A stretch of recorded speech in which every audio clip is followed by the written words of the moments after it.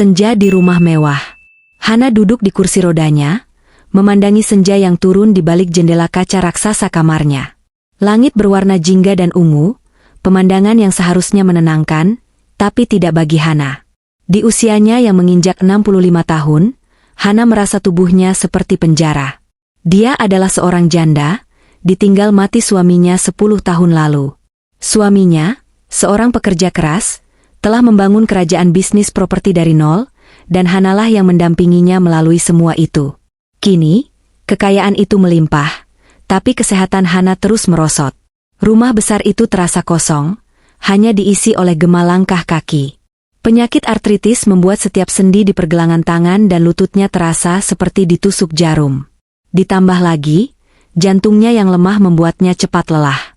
Dulu dia wanita yang aktif dan memegang kendali perusahaan setelah suaminya tiada. Kini, dia menyerahkan segalanya pada putra satu-satunya, Rangga. Hana menoleh saat pintu kamarnya terbuka pelan. Rangga, putranya, masuk bersama istrinya, Fania. "Selamat sore, Ibu," sapa Fania dengan senyum yang selalu terlihat sempurna. Fania adalah wanita yang cantik, usianya 30-an awal, selalu berpakaian rapi seolah akan menghadiri pesta. Rambutnya disanggul modern, dan riasannya tidak pernah luntur. Dia mendekati Hana, membenarkan letak selimut di pangkuan mertuanya. Rangga berdiri di belakangnya, tampak sedikit lelah. Rangga adalah pria yang tampan, mewarisi mata tajam ayahnya, tapi tidak dengan ketegasannya. Di perusahaan, Rangga adalah direktur utama, tapi di rumah ini, narator tahu, Fania yang memegang kendali. "Sore," jawab Hana, suaranya sedikit serak. "Kalian sudah pulang?" "Tentu saja, Ibu. Kami tidak akan melewatkan makan malam dengan Ibu," kata Fania. Nadanya begitu manis, begitu penuh perhatian. Dia meraih tangan Hana yang keriput. "Bagaimana perasaan Ibu hari ini? Apa sendinya masih sakit?" Hana mengangguk lemah. "Begitulah. Rasanya kaku sekali." "Kasihan sekali ibuku," Fania mengelus tangan itu. Tapi di dalam kepalanya, narator mendengar suara yang sangat berbeda. Tangan keriput ini, pikir Fania dalam hati, kenapa dia tidak mati saja? Fania membenci kamar ini. Kamar ini berbau minyak angin dan obat-obatan. Dia benci melihat Hana yang sakit-sakitan. Bukan karena dia iba, tapi karena Hana adalah penghalang. Fania menikahi Rangga 5 tahun lalu dengan bayangan kehidupan mewah tanpa batas. Dia mendapatkannya, tapi tidak sepenuhnya. Semua aset masih atas nama Hana. Mereka tinggal di rumah Hana, mengendarai mobil yang dibelikan Hana, dan Rangga mendapatkan gaji besar dari perusahaan.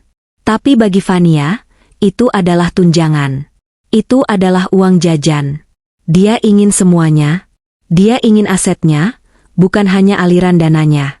Dia ingin menjual rumah ini, pindah ke apartemen penthouse di pusat kota. Dia ingin berlibur ke Eropa setiap 3 bulan tanpa harus meminta izin pada mertuanya yang sakit-sakitan. Rangga, di sisi lain, menatap ibunya dengan campuran rasa sayang dan rasa bersalah yang kabur. Dia mencintai ibunya. Ibunya adalah dunianya sebelum Fania datang. Tapi Fania telah mengubah dunianya. Setiap malam, Fania mengeluh di telinga Rangga. "Mas, aku tadi lihat tas keluaran terbaru. Tapi aku tidak enak mau pakai kartu kredit lagi. Nanti ibu lihat tagihannya," bisik Fania semalam. "Kita ini seperti anak kos, Mas. Tinggal di rumah besar tapi harus lapor setiap pengeluaran." Rangga tahu Fania benar.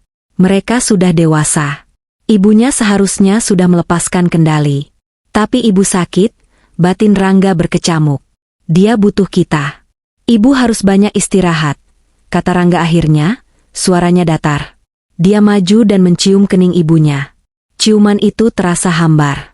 "Terima kasih, Fania. Kamu menantu yang baik sekali," ujar Hana, tulus. Dia benar-benar merasa beruntung. Di masa tuanya, dia dirawat oleh menantu yang begitu sabar. Dia tidak tahu bahwa di balik senyuman Fania, ada kebencian yang murni. Fania tersenyum lagi. "Apa sih yang tidak untuk ibu? Kesehatan ibu nomor 1. Malam itu, setelah makan malam, Fania membantu Hana kembali ke kamar. Sari, pembantu rumah tangga yang sudah bekerja puluhan tahun, biasanya yang melakukan ini. Tapi Fania mengambil alih tugas itu beberapa minggu terakhir. Biar Sari fokus memasak dan bersih-bersih saja, Bu. Biar Fania yang urus kebutuhan pribadi ibu, katanya waktu itu. Hana merasa sangat dimanjakan. Dia tidak menyadari bahwa Fania melakukannya agar bisa mengontrol segalanya. Nah, sekarang kita siapkan untuk tidur ya, Bu, kata Fania. Dia berjalan ke meja nakas, tempat deretan botol obat Hana berjejer. Fania memandang botol-botol itu dengan muak.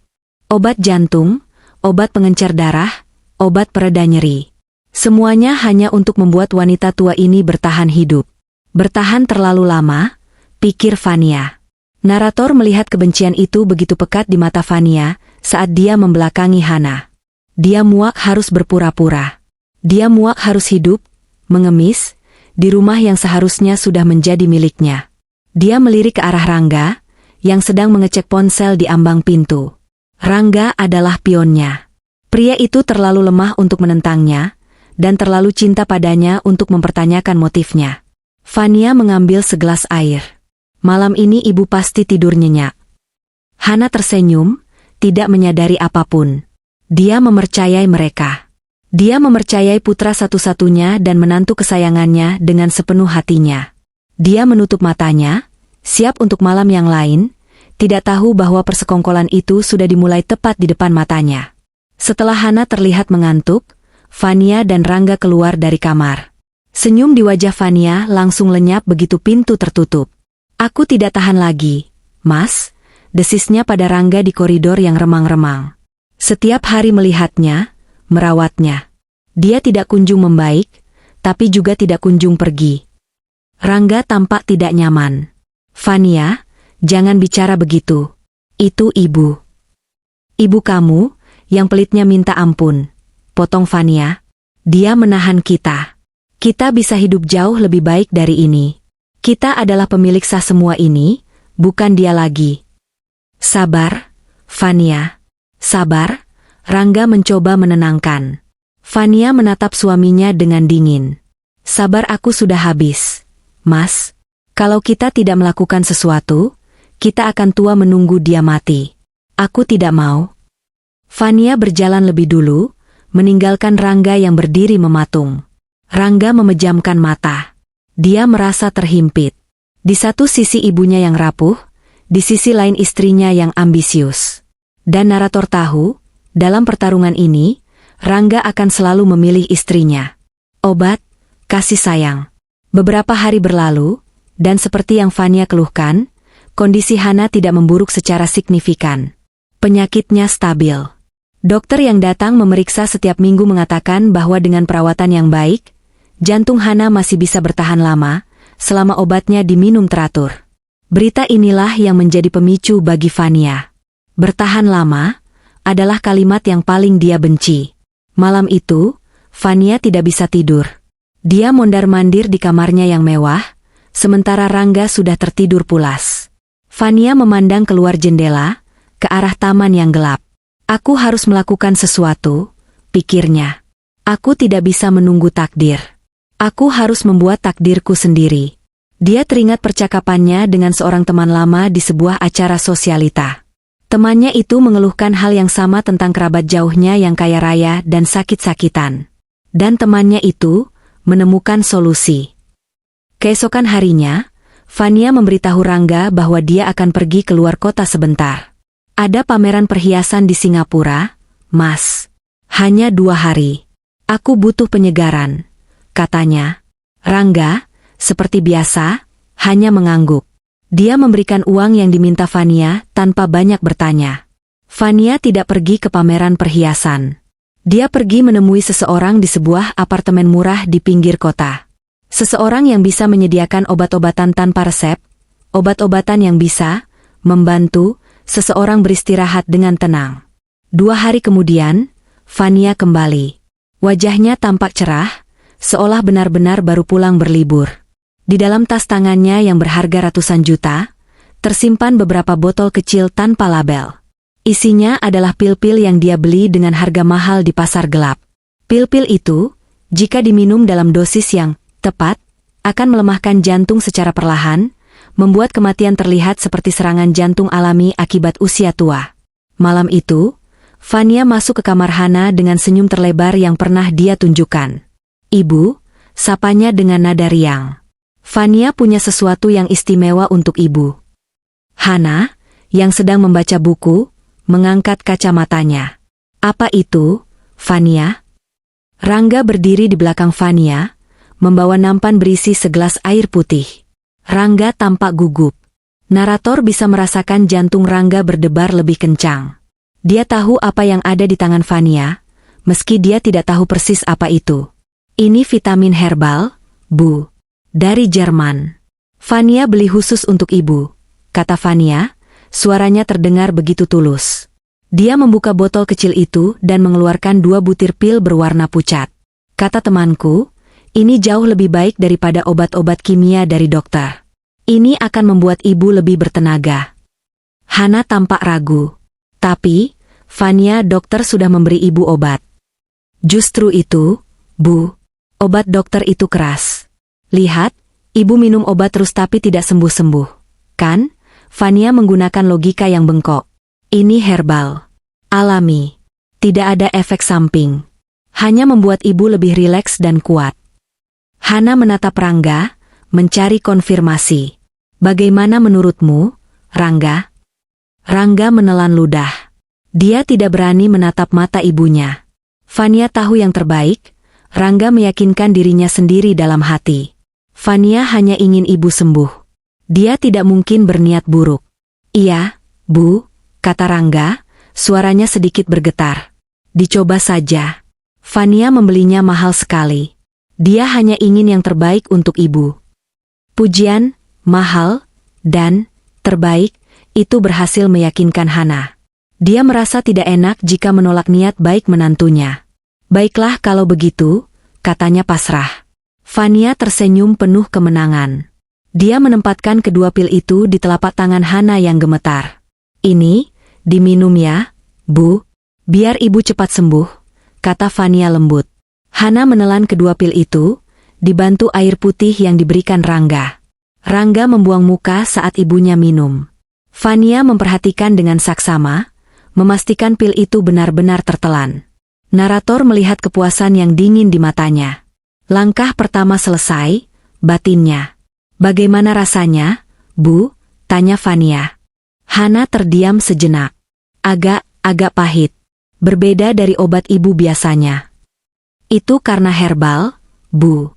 Yang alami memang begitu," jawab Fania cepat. "Nah, sekarang ibu istirahat. Fania yakin besok pagi ibu akan merasa jauh lebih segar." Fania dan Rangga menunggu sampai Hana memejamkan mata. Tapi setelah mereka keluar, Hana tidak langsung tidur. Dia merasakan sesuatu yang aneh. Sekitar 15 menit setelah meminum vitamin itu, Hana merasakan sensasi yang tidak biasa. Tubuhnya tidak terasa lebih segar. Sebaliknya, tubuhnya terasa berat. Sangat berat, seolah gravitasi menariknya ke kasur. Kepalanya mulai pening, berputar pelan. Pikirannya, yang biasanya masih tajam, tiba-tiba terasa berkabut. "Ini aneh," batin Hana. "Ini bukan seperti vitamin." Dia mencoba mengangkat tangannya untuk mengambil minum, tapi tangannya terasa seperti timah. Jantungnya berdebar pelan, tidak normal. Bukan debaran kencang, tapi debaran yang lambat dan berat. Dia merasa mual. Dia mencoba memanggil Sari, tapi suaranya tidak keluar. Rasa kantuk yang luar biasa, kantuk yang tidak wajar, memaksanya menutup mata. Dia jatuh ke dalam tidur yang gelap dan pekat, tidur yang tidak nyenyak, diwarnai mimpi-mimpi buruk yang kabur. Di kamar sebelah, Fania sedang merayakan kemenangannya. Dia menuang segelas anggur mahal untuk dirinya dan Rangga. "Apa aku bilang, Mas? Semuanya akan baik-baik saja," kata Fania sambil mengangkat gelasnya. "Tapi, Fania, apa itu aman? Ibu terlihat pucat sekali tadi," kata Rangga cemas. "Itu obatnya bekerja, sayang," Fania mengelus pipi suaminya. "Obatnya sedang membersihkan racun-racun di tubuhnya. Dia hanya perlu istirahat total. Dalam beberapa minggu, atau mungkin beberapa bulan, dia akan beristirahat dengan tenang selamanya. Rangga terdiam. Dia tidak suka kata-kata selamanya. Tapi dia juga tidak bisa membantah istrinya. Dia meminum anggurnya dalam satu tegukan, mencoba membunuh rasa bersalah yang mulai merayap di dalam hatinya. Dia memilih untuk percaya pada Fania. Dia memilih untuk percaya bahwa mereka hanya membantu ibunya agar tidak menderita lebih lama. Padahal, narator tahu, mereka hanya membantu diri mereka sendiri untuk mendapatkan warisan lebih cepat. Dan di kamar tidur utara, Hana tenggelam dalam tidur yang dipaksakan, tubuhnya mulai melemah di bawah serangan, obat kasih sayang, dari anak dan menantunya sendiri. Insting seorang ibu. Malam itu, tidur Hana tidak nyenyak. Tubuhnya tidak terasa lebih segar seperti yang dijanjikan Fania. Sebaliknya, dia terbangun sekitar jam 3 pagi dengan perasaan yang mengerikan. Kepalanya berputar hebat, seolah dia baru saja turun dari komedi putar. Ada dengungan aneh di telinganya. Yang terburuk adalah rasa mual yang hebat, melilit perutnya seperti cakar yang tajam. Jantungnya berdebar pelan dan berat, sangat berbeda dari debaran cemas yang biasa dia rasakan. Ini adalah debaran yang malas, seolah-olah jantungnya dipaksa untuk beristirahat padahal tidak mau. Air, pikirnya. Tenggorokannya kering seperti amplas.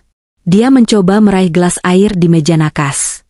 Tapi tangannya, yang biasanya hanya kaku karena artritis, kini terasa lumpuh. Dia tidak bisa mengangkatnya. Rasa panik mulai menjalari dirinya. Dia mencoba lagi, menggeser lengannya dengan seluruh sisa kekuatannya. Gelas itu tersenggol, airnya tumpah ke lantai dengan suara pelan. Sial, batinnya. Rasa mual itu kini tak tertahankan. Gelombang asam lambung naik ke kerongkongannya.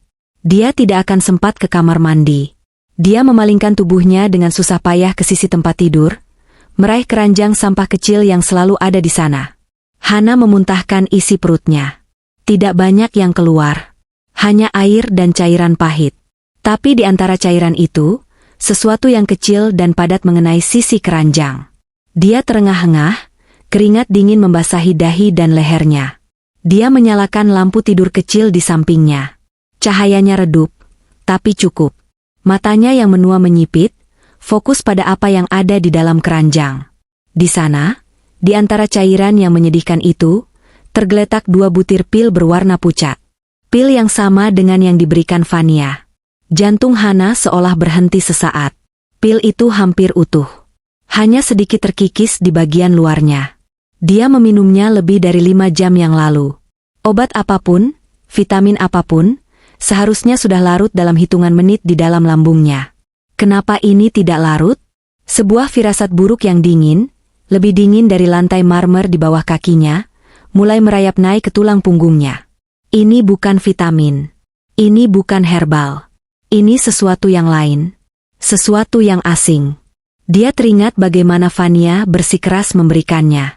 Bagaimana Rangga, putranya, membuang muka. Tidak mungkin, pikirannya memberontak. Fania mungkin tertipu, mungkin dia membeli obat palsu, tapi naluri seorang ibu, naluri seorang wanita yang telah hidup lebih dari 6 dekade, mengatakan hal lain. Ini bukan kecerobohan. Tiba-tiba, dia mendengar suara. Suara langkah kaki yang pelan dan bisikan di koridor, tepat di luar pintu kamarnya yang sedikit terbuka. Itu suara Rangga dan Fania. Dia diam sekali malam ini. Apa tidak apa-apa? Itu suara Rangga. Terdengar cemas, tapi juga takut. Hana menahan napas. Dia mematikan lampu tidur dengan cepat, kembali merebahkan diri, dan memejamkan mata. Kegelapan total menyelimutinya. Lalu dia mendengar suara Fania. Sedingin es, tajam, dan penuh ketidaksabaran. SSTT. Jangan keras-keras. Justru itu bagus. Obatnya bekerja. Dia tidur nyenyak. Desis Fania. Sebentar lagi, Mas. Kita hanya perlu sabar. Beberapa minggu lagi, dokter akan bilang jantungnya menyerah secara alami. Tidak akan ada yang curiga. Dada Hana terasa seperti diremas oleh tangan raksasa. Sebentar lagi, menyerah secara alami, tapi, Van ini terasa salah. Dia ibuku, bisik Rangga lagi, Suaranya penuh keraguan. Yang salah itu hidup kita sekarang, balas Fania ketus. Terjebak di sini, merawatnya, sementara semua uang itu hanya diam di rekeningnya. Kita berhak atas itu, Mas. Kita sudah berkorban banyak. Sudah, ayo tidur. Jangan jadi pengecut. Hening. Lalu Hana mendengar langkah kaki mereka menjauh. Hana tidak bergerak. Dia berbaring dalam kegelapan, matanya terbuka lebar menatap langit-langit yang tak terlihat. Dia tidak merasakan sakit di sendinya. Dia tidak merasakan pusing.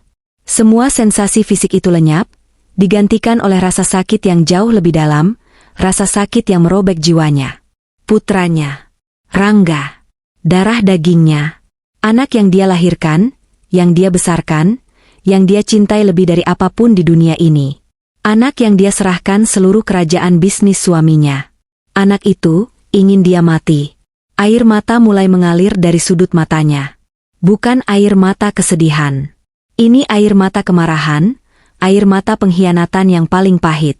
Rangga, putranya yang lemah, telah diracuni pikirannya oleh Fania, ular berbisa yang dia sambut di rumahnya. Mereka meracuniku. Fakta itu menghantamnya dengan kekuatan penuh. Ini bukan kecelakaan. Ini bukan obat palsu. Ini adalah percobaan pembunuhan yang terencana. Obat kasih sayang, itu adalah racun yang bekerja lambat. Dia gemetar hebat, tapi bukan karena kedinginan. Itu adalah gempa bumi di dalam batinnya. Dia merasa sangat bodoh. Begitu buta. Dia membiarkan kasih sayangnya pada Rangga menutupi semua tanda bahaya. Dengan tangan yang gemetar hebat, Hana merogoh ke dalam keranjang sampah. Dia tidak peduli pada kotoran. Dia mengambil satu pil yang masih utuh itu. Dia membersihkannya dengan sisa air di gelasnya yang tumpah, lalu membungkusnya dengan erat di dalam selembar tisu yang ada di laci nakasnya. Dia menyelipkan bungkusan kecil itu ke bawah bantalnya. Dia tidak akan mati. Tidak seperti ini. Dia mungkin tua, tubuhnya mungkin rapuh, tapi otaknya masih bekerja. Hana adalah wanita yang ikut membangun perusahaan dari nol. Dia menghadapi kontraktor licik, bankir yang sombong, dan krisis ekonomi. Dia tidak akan dikalahkan oleh menantu serakah dan putranya sendiri yang bodoh. Kalian ingin aku mati? Pikir Hana, air matanya kini mengering, digantikan oleh api yang dingin. Kalian akan menyesal. Kalian akan menyesali hari ketika kalian pikir kalian bisa menyingkirkan Hana. Malam itu, dia tidak tidur sedikit pun. Dia berbaring, pura-pura tertidur lelap, membiarkan tubuhnya menyerap sisa-sisa racun. Tapi di dalam kepalanya, otaknya berputar cepat. Dia menyusun rencana. Dia tahu dia tidak bisa melawan mereka sendirian. Dia terkurung di rumah ini, di kursi roda ini. Dia butuh sekutu. Dan dia tahu persis siapa satu-satunya orang di rumah ini yang bisa dia percayai. Sekutu dalam diam. Pagi menjelang. Sinar matahari yang biasanya terasa hangat, kini terasa dingin menusuk kulit Hana. Dia membiarkan Fania dan Sari membantunya mandi dan berganti pakaian, seperti biasa. Hana memainkan perannya dengan sempurna. Dia berpura-pura lebih lemah dari biasanya, efek sisa obat semalam benar-benar membantunya. Ibu terlihat pucat sekali pagi ini, kata Fania, suaranya penuh dengan keprihatinan palsu yang kini terdengar memuakkan di telinga Hana. Pasti obat herbalnya sedang bekerja keras membersihkan racun di tubuh ibu. Hana hanya tersenyum lemah. Kamulah racunnya, batin Hana. Mungkin, nak, ibu merasa sangat lelah. Nah, itu tandanya obatnya manjur. Fania tersenyum puas. Rangga bergabung dengan mereka untuk sarapan. Dia duduk di seberang Hana, tapi tidak sekalipun dia berani menatap mata ibunya. Dia terus menunduk, mengaduk-aduk buburnya tanpa minat. Narator melihat dengan jelas rasa bersalah yang menggerogotinya. Dia tampak seperti mayat hidup, pucat dan gelisah. Dia tahu, pikir Hana. Dia tahu apa yang dia lakukan pada ibunya sendiri. Dan dia tetap melakukannya. Rasa iba terakhir Hana pada putranya menguap. Yang tersisa hanyalah penghinaan. Fania, sebaliknya, tampak berseri-seri. Dia tidak bisa menyembunyikan kegembiraannya. Di meja sarapan, dia bahkan dengan santai membuka tabletnya. Mas, aku lihat desain interior baru untuk kamar tamu utama. katanya pada Rangga, sambil sengaja melirik ke arah Hana. Minimalis modern. Sepertinya akan sangat cocok setelah kita merapikannya sedikit. Hana tahu kamar mana yang dia maksud. Kamar tamu utama adalah istilah Fania untuk kamarnya sendiri. Wanita itu bahkan tidak bisa menunggu sampai Hana benar-benar mati untuk merencanakan renovasi. Kemarahan memberi Hana kekuatan. Dia harus bertindak cepat. Kesempatannya datang setelah sarapan. Mas, kita ada pertemuan penting dengan investor Jepang itu hari ini. Ingat, kata Fania, sambil merapikan riasannya. Kita mungkin akan pulang sedikit telat. Ada makan siang bisnis juga. Oh, iya, benar, sahut Rangga linglung. Fania beralih ke Hana. Ibu, tidak apa-apa kami tinggal, kan? Sari ada di sini. Dan ini, dia meletakkan 2 pil pucat yang mematikan itu di sebuah piring kecil di samping tempat tidur Hana, bersama segelas air. Obat ibu untuk siang ini. Jangan lupa diminum, ya. Ini yang paling penting. Iya, Fania. Terima kasih, kata Hana pelan. Semoga sukses pertemuannya. Hana mendengarkan dengan saksama. Dia mendengar suara Fania memberikan instruksi pada staf lain di luar. Dia mendengar suara sepatu hak tinggi Fania di lantai marmer, diikuti oleh langkah berat Rangga. Lalu, suara pintu depan yang ditutup. Beberapa saat kemudian, deru mobil mewah mereka menjauh dari garasi. Sekarang, rumah itu sepi. Hanya ada dia dan staf rumah tangga. Hana meraih bel kecil kuno di samping tempat tidurnya. Bukan interkom yang dia tahu bisa didengar Fania dari ponselnya, tapi bel perak kecil peninggalan ibunya. Dia membunyikannya 2 kali. Beberapa detik kemudian, pintu terbuka. Sari, pembantu setia mereka, masuk. Sari adalah wanita berusia akhir 50-an. Wajahnya dipenuhi kerutan lembut, matanya selalu memancarkan ketenangan. Dia telah bekerja untuk keluarga Hana sejak Rangga masih balita. Dia adalah orang yang mengajari Rangga bersepeda. Dia adalah orang yang memasak untuk Hana saat dia berduka atas kematian suaminya. Kesetiaan Sari tidak pernah goyah. Ibu panggil saya? Tanya Sari lembut. Sari, suara Hana bergetar, tapi tatapannya tajam. Tutup pintunya. Kunci. Wajah Sari langsung menunjukkan kebingungan dan kekhawatiran. Dia belum pernah mendengar Hana memberi perintah seperti itu. Tanpa bertanya, dia menutup pintu kayu jati yang tebal itu dan memutar kuncinya. Sari berbalik menghadap majikannya. Hana duduk tegak di tempat tidurnya, sesuatu yang jarang dilakukannya di pagi hari. Matanya berkaca-kaca, tapi ada api di dalamnya. Sari, ibu dalam bahaya besar, kata Hana, suaranya tercekat. Sari maju selangkah. Bahaya apa, Bu? Apa ibu jatuh? Hana menggeleng. Dengan tangan gemetar, dia mengambil bungkusan tisu dari bawah bantalnya. Dia membukanya. Di dalamnya ada pil yang dia muntahkan tadi malam. Lalu, dia mengambil 2 pil lagi yang ditinggalkan Fania di piring. Ini, kata Hana, ini bukan obat. Ini bukan vitamin. Sari memandangi pil-pil itu. Dia menatap Hana, kebingungan. Fania. Dan Rangga, Hana akhirnya mengatakannya. Air mata mengalir di pipinya. Mereka mencoba membunuh ibu, Sari. Perlahan-lahan. Dengan ini, jika Sari terkejut, dia tidak menunjukkannya dengan teriakan. Sebaliknya, wajahnya mengeras. Bibirnya menipis menjadi garis lurus. Narator bisa melihat pikiran Sari bekerja. Dia adalah wanita yang jeli. Dia sudah lama tidak menyukai Fania. Dia melihat cara Fania membentak staf lain di belakang Hana. Dia melihat keserakahan di mata Fania setiap kali memandang perhiasan Hana. Saya sudah duga, batin Sari. Ular berbisa itu. Tapi Tuan Muda Rangga, kesedihan melintas di matanya. Dia sudah dibutakan.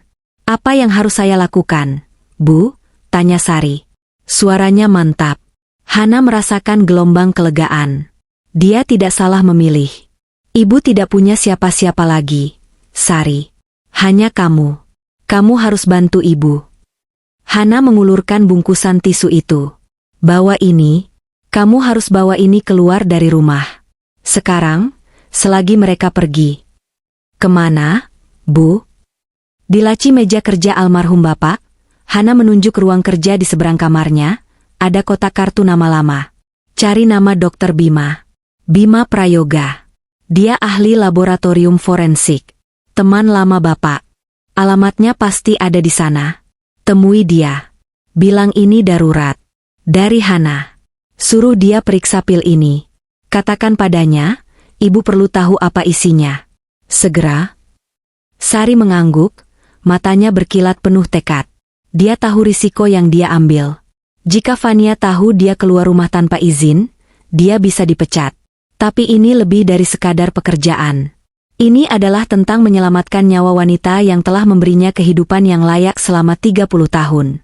Saya akan lakukan, Bu, kata Sari. Dia mengambil tisu itu dengan hati-hati, seolah memegang bukti kejahatan. Dan memang, itulah adanya. Dia menyelipkannya ke dalam saku celemeknya. Sari, Hana mencengkeram lengan Sari. Hati-hati. Jangan sampai ada yang tahu. Fania mengawasi semua orang. Jangan pakai supir. Pergi sendiri. Saya akan bilang mau ke pasar, beli bumbu dapur yang habis. Saya akan pakai motor saya, kata Sari, pikirannya sudah bekerja cepat. Ibu harus pura-pura. Jika mereka pulang dan bertanya, bilang saja ibu sudah minum obatnya. Sari menunjuk ke piring kecil itu. Buang itu, kata Hana. Buang ke toilet. Mereka tidak boleh tahu. Sari mengangguk. Dia mengambil 2 pil itu, masuk ke kamar mandi Hana, dan membuangnya ke kloset. Dia menyiramnya 2 kali. Sekarang saya pergi, Bu, kata Sari. Ibu harus kuat. Ibu harus pura-pura tidur atau lemas. Jangan tunjukkan apa-apa. Cepat kembali, Sari. Ibu takut, bisik Hana, untuk pertama kalinya menunjukkan kerapuhannya. Saya akan cepat, Bu. Saya bersumpah. Sari membuka kunci pintu, melihat ke koridor yang sepi, lalu melangkah keluar. Hana ditinggalkan sendirian di kamarnya yang besar dan mewah.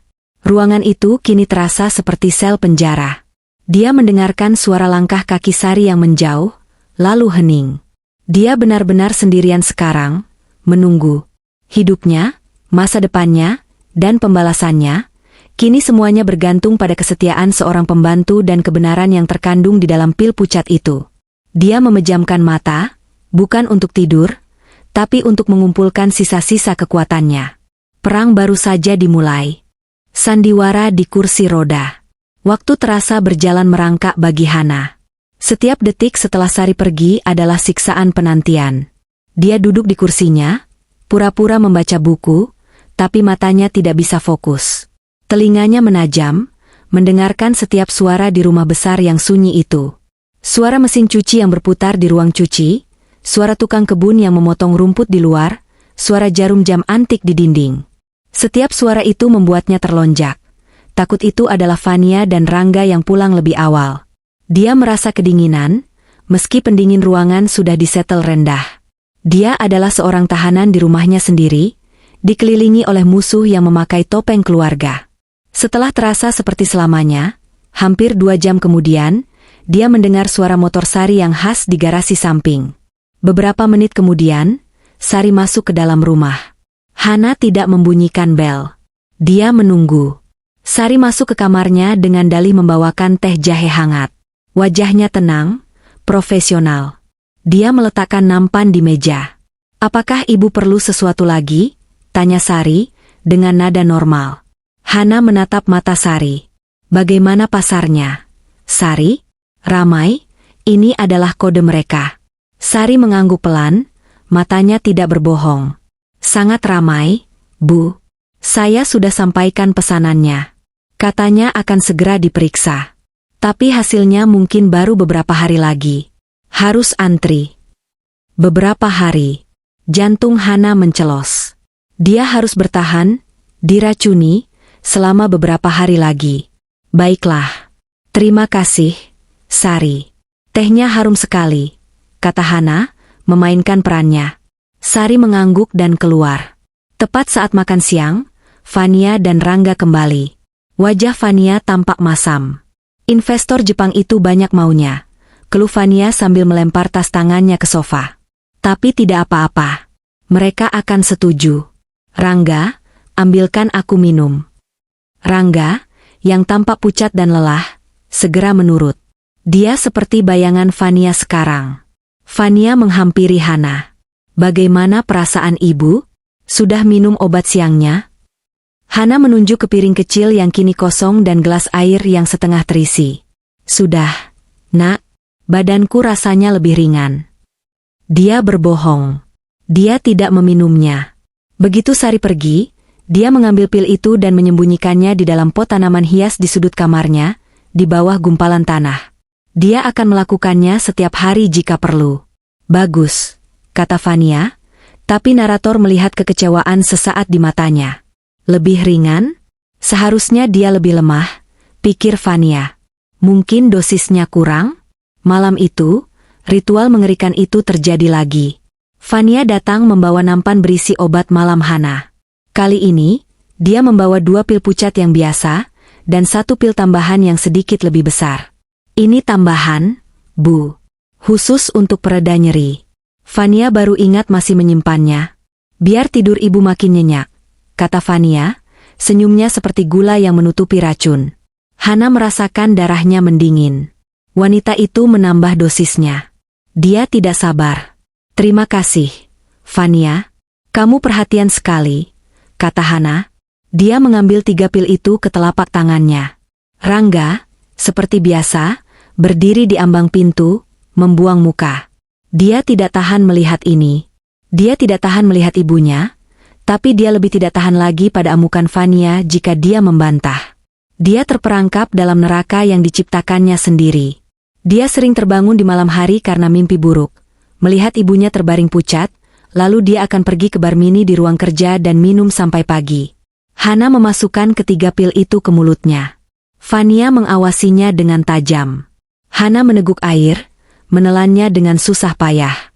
Dia menahan pil-pil itu di bawah lidahnya. Ini adalah trik yang dia pelajari waktu kecil ketika dia benci minum obat pahit. Sudah, Bu? Tanya Fania. Hana mengangguk, lalu berpura-pura batu kecil. Agak tersangkut. Pahit sekali. Itu wajar, kata Fania puas. Selamat tidur, Bu. Begitu mereka pergi, Hana segera memuntahkan pil-pil yang setengah basah itu ke dalam beberapa lembar tisu. Dia membungkusnya rapat-rapat, lalu menyembunyikannya di tempat yang sama, di pot tanaman. Dia membersihkan mulutnya dengan sisa air minum. Rasanya menjijikkan. Tapi rasa jijik itu tidak ada apa-apanya dibandingkan rasa jijiknya pada Fania dan Rangga. Hari-hari berikutnya adalah sebuah sandiwara yang menguras tenaga. Hana harus berpura-pura semakin lemah, padahal dia tidak meminum racunnya. Dia sengaja makan lebih sedikit. Ibu tidak nafsu makan, Fania. Lidah ibu pahit, keluhnya. Dia sengaja menjatuhkan sendok saat mencoba makan. Astaga! Tanganku gemetar lagi, katanya dengan suara lirih. Dia menghabiskan lebih banyak waktu di kursi roda, dan kemudian, dia bahkan menolak untuk pindah ke kursi roda. Biar ibu di tempat tidur saja. Badan ibu rasanya remuk. Sandiwara itu berhasil. Narator melihat Fania dan Rangga membicarakannya di kamar mereka. Dia semakin parah. Mas, kata Fania, suaranya dipenuhi kegembiraan yang tak terselubung. Dia sedang mencoba kalung berlian baru di depan cermin. Tangannya gemetar terus. Dia hampir tidak makan. Ini bagus. Ini cepat. Rangga duduk di tepi tempat tidur, kepalanya di antara kedua tangannya. Fania, aku takut. Bagaimana kalau kita ketahuan? Ketahuan apa? Fania berbalik, menatap suaminya dengan galak. Dia wanita tua yang sakit-sakitan. Jantungnya lemah. Dia akan meninggal dengan tenang di tempat tidurnya. Semua orang akan bilang itu, waktunya. Tidak akan ada yang curiga. Sekarang berhentilah jadi pengecut dan pikirkan masa depan kita. Fania kembali bercermin. Aku rasa kita harus pesan marmer Italia untuk kamar mandi utama. Yang warna Carrara. Pasti cantik. Hana, di kamarnya, mendengar semua itu. Dia mendengar Fania yang sudah mulai menelepon desainer interior. Dia mendengar Fania yang tertawa renyah di telepon dengan teman-teman sosialitanya, merencanakan pesta besar setelah masa berkabung selesai. Sakit hati Hana sudah berubah menjadi baja. Dia tidak lagi merasa sedih. Dia kini seorang pengamat. Dia mengumpulkan setiap bukti keserakahan mereka di dalam hatinya. Setiap hari, dia membuang pil-pil itu. Setiap hari, dia berakting lebih lemah. Dia membiarkan Fania, merawatnya, menyuapinya bubur yang dia makan hanya 1-2 suap, membiarkan Fania memandikannya dengan kasar. Fania, yang merasa Hana sudah diambang kematian, tidak lagi repot-repot bersikap lembut. Genggamannya di lengan Hana terlalu kencang, air yang dia gunakan terkadang terlalu panas. Aduh, maaf, Bu. Tangan Fania licin, katanya tanpa penyesalan. Hana hanya memejamkan mata dan menahan semuanya. Setiap sentuhan kasar, setiap kata manis yang palsu, adalah bahan bakar untuk kemarahannya. Dia menunggu Sari. Menunggu palu godam kebenaran. Racun yang terukur. 4 hari yang terasa seperti 4 tahun akhirnya berlalu. Fania dan Rangga sedang bersemangat. Akhir pekan itu, mereka akan menghadiri sebuah pesta gala amal besar. Ini adalah acara sosialita terpenting tahun itu. Fania sudah menyiapkan gaun desainer seharga ratusan juta. Ibu, kami harus pergi. Ini penting untuk citra perusahaan, kata Fania pagi itu, sambil memeriksa penampilannya di cermin besar di lorong. Dia tampak berkilauan. Tapi ibu jangan khawatir. Sari akan menjaga ibu. Dan obat-obat ibu sudah Fania siapkan semua di meja. Di meja nakas Hana, berjejer pil-pil untuk pagi, siang, dan malam. Fania sudah mengaturnya, tidak mau repot-repot lagi memberikannya 3 kali sehari. Dia yakin Hana sudah terlalu lemah untuk membedakannya. Selamat bersenang-senang, Nak, bisik Hana, suaranya dibuat serak dan lemah. Rangga mendekati tempat tidur ibunya. Ada keraguan di matanya. Ini adalah momen terlama dia menatap Hana dalam seminggu terakhir. Narator melihat hatinya terbelah. Dia melihat ibunya yang tampak begitu rapuh, pucat, dan kurus. Apa yang sudah kulakukan? Batinnya menjerit. Ini ibuku. Dia hampir saja membuka mulut. Hampir saja mengatakan, Ibu, maafkan aku. Tapi Fania memanggil dari pintu. Mas, ayo, kita terlambat. Sopir sudah menunggu. Momen itu pecah. Rangga menarik napas, menegakkan punggungnya, dan topengnya kembali terpasang. Dia berbalik dan berjalan pergi, meninggalkan ibunya tanpa sepatah kata pun. Hana memejamkan mata. Kesempatan terakhir Rangga untuk penebusan telah hilang.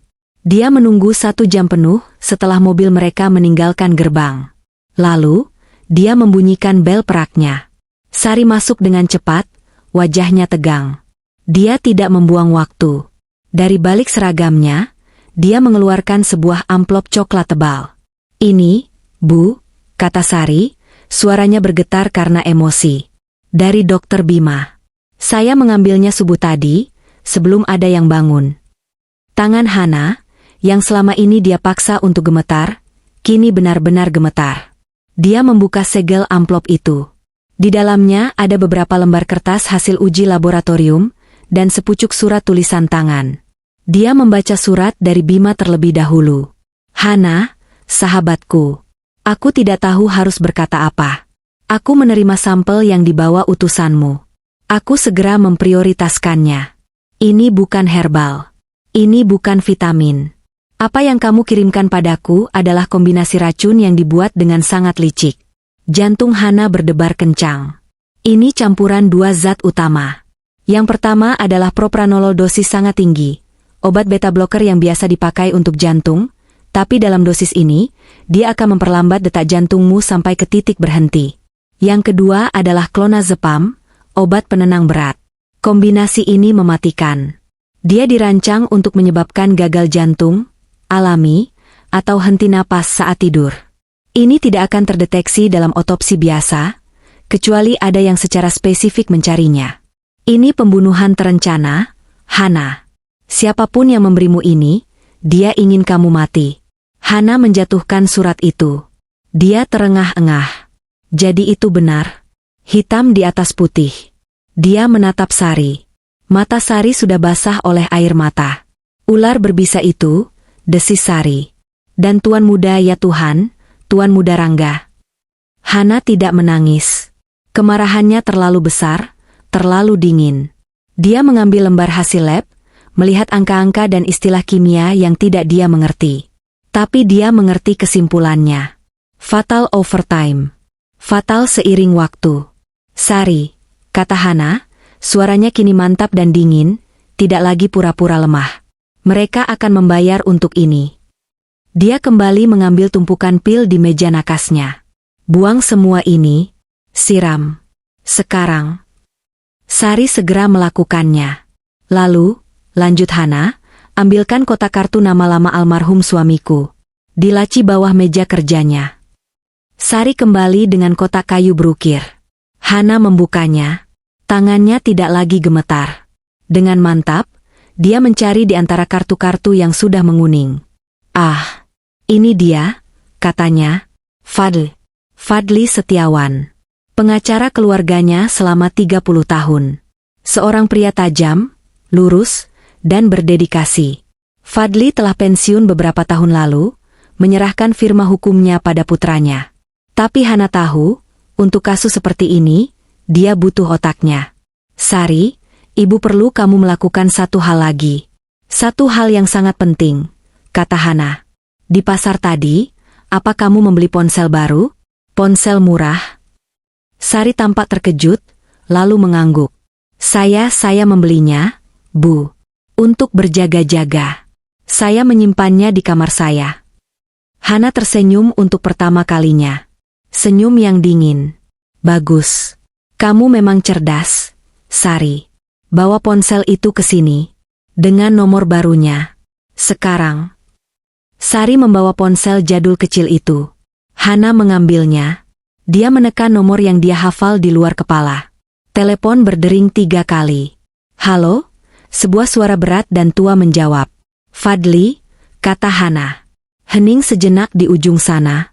Hana? Hana Wijaya? Ya Tuhan, ini benar kamu? Sudah berapa lama? Fadli, dengarkan aku, potong Hana, suaranya mendesak. Aku tidak punya banyak waktu. Aku dalam bahaya besar. Nyawaku terancam. Apa maksudmu? Kamu sakit? Tidak. Lebih buruk. Fadli, putraku sendiri Rangga dan istrinya, Fania. Mereka mencoba membunuhku. Meracuniku, kata Hana, langsung ke intinya. Hening total. Hana bisa mendengar napas Fadli yang tercekat. Apa buktinya? Tanya Fadli. Suaranya langsung berubah serius, kembali menjadi pengacara. Aku punya laporan laboratorium lengkap. Dari Bima Prayoga. Aku juga punya sampel racunnya, kata Hana. Tapi aku terjebak. Mereka mengawasiku. Mereka pikir aku sekarat. Aku butuh kamu di sini. Aku akan ke sana sekarang. Aku akan panggil polisi, kata Fadli berapi-api. Jangan, teriak Hana. Jangan. Jika kamu datang dengan polisi, mereka akan panik. Mereka akan menghancurkan bukti. Fania terlalu licik. Kita harus menjebak mereka. Lalu apa rencanamu? Kamu harus datang ke sini. Tapi dengan alasan lain. Sebuah alasan yang akan mereka sambut dengan tangan terbuka, kata Hana. Fadli berpikir sejenak. Alasan apa? Bilang pada mereka, kata Hana, matanya berkilat menatap potret suaminya di dinding. Kamu datang untuk mendiskusikan perubahan terakhir pada surat wasiatku. Fadli tertawa pelan di seberang telepon. Tawa yang dingin. Hana, kamu tidak pernah berubah. Licik seperti biasa. Mereka akan melompat kegirangan. Tepat. Mereka akan mengira aku sudah merasa ajalku dekat, dan akan menyerahkan segalanya pada mereka. Mereka akan menyambutmu seperti raja, kata Hana. Datanglah besok pagi. Bawa semua dokumen yang kita perlukan. Surat kuasa. Semuanya. Dan bawa seseorang yang bisa jadi saksi. Seseorang yang bisa kamu percaya. Aku mengerti. Besok jam 10 pagi, kata Fadli. Hana, bertahanlah. Aku akan bertahan, Fadli. Aku tidak berencana mati sebelum aku melihat mereka memohon di kakiku, kata Hana. Dia menutup telepon. Dia memberikan ponsel itu kembali ke Sari. Sembunyikan ini. Jangan sampai ada yang tahu. Sari mengangguk. Wajahnya pucat tapi penuh tekad. Malam itu, ketika Fania dan Rangga pulang, mereka mabuk oleh sampanye dan pujian dari pesta. Mereka mendapati Hana tertidur pulas, pura-pura. Saat Fania sedang membersihkan riasannya, Sari masuk ke kamar mereka. "Permisi, Tuan, Nona," kata Sari dengan nada datar. Tadi pengacara lama almarhum Bapak, Tuan Fadli, menelepon ke rumah. Katanya, beliau akan datang besok jam 10 pagi. Fania, yang sedang memegang kapas, berhenti. Dia menatap Sari dari cermin. "Fadli? Pengacara tua itu? Untuk apa?" Katanya, beliau ingin membicarakan perihal surat wasiat dengan Ibu Hana. Jawab Sari. Mata Fania dan Rangga bertemu di cermin. Rangga tampak ngeri, tapi Fania, narator melihat kegembiraan murni yang meledak di dalam dirinya. Akhirnya, batin Fania berteriak. Akhirnya wanita tua itu sadar. Dia akan menyerahkan semuanya. Racunnya bekerja. Surat wasiat, kata Fania, berusaha keras menjaga suaranya tetap tenang, seolah-olah prihatin. Oh, tentu saja. Tentu. Katakan padanya, kami akan menantikannya besok. Terima kasih, Sari. Sari mengangguk dan keluar, menutup pintu dengan pelan. Begitu pintu tertutup, Fania tidak bisa menahannya. Dia tertawa. Tawa yang melengking dan penuh kemenangan. Dia memeluk Rangga dengan erat. Kita berhasil, Mas. Kita berhasil, serunya. Dia tahu dia akan mati. Dia akan memberikan semuanya pada kita. Besok adalah hari kemenangan kita. Rangga tidak tertawa. Dia hanya membalas pelukan istrinya dengan kaku, perutnya terasa mual. Dan di kamarnya, dalam kegelapan, Hana berbaring. Dia tidak tidur. Dia mendengarkan tawa Fania yang menggema samar di koridor. Dia mengelus laporan lab di bawah bantalnya. Tertawalah, Fania, pikir Hana.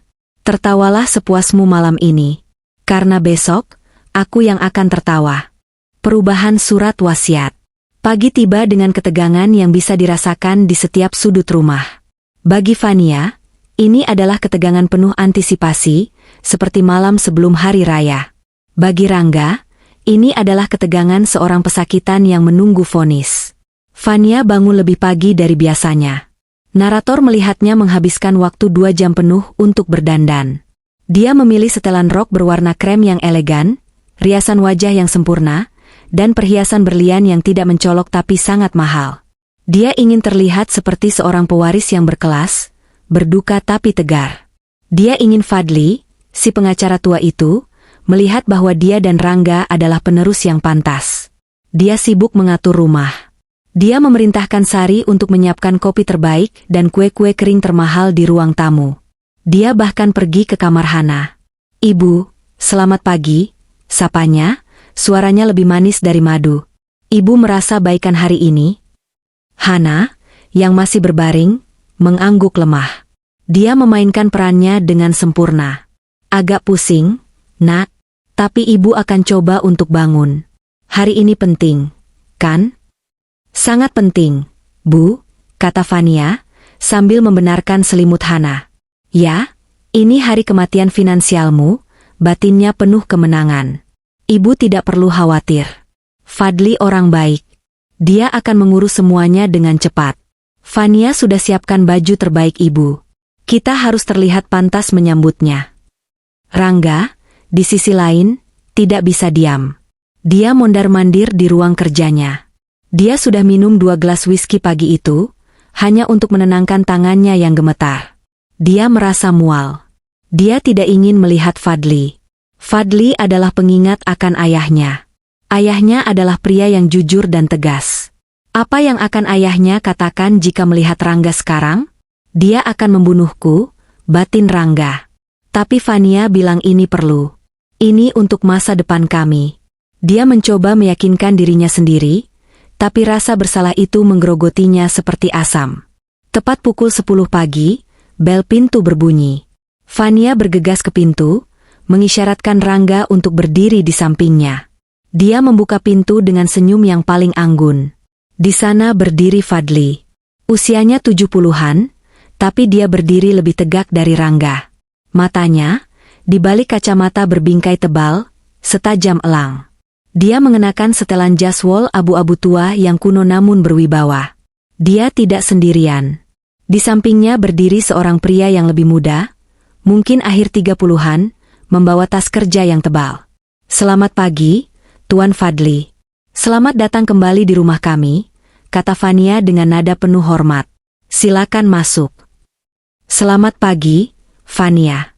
"Rangga," sapa Fadli, suaranya datar dan profesional. Dia tidak membalas senyuman Fania.